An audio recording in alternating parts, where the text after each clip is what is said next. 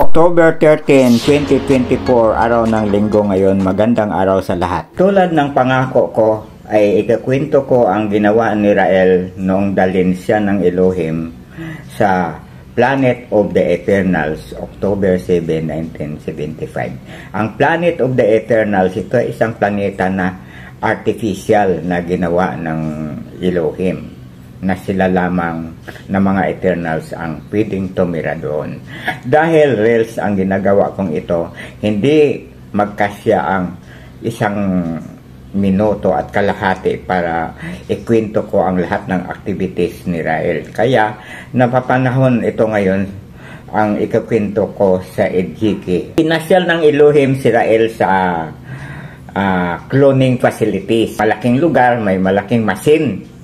Sabi ng Elohim doon, bubuhayin ang mga nagkasala sa mundo nung sila ay nabubuhay pa rito sa planetang Earth. Sila ay bubuhayin para ipalasap sa kanila kung ano ang ginawa nila sa mundo, at ang magpaparusa sa kanila ay kung sino rin ang nagawa nila ng pagkakasala. Ibig sabihin, ang mga participant sa EDGIKI, sa drug war ni Presidente Duterte, doon bubuhayin at babarilin din sila katulad ng ginawa nila.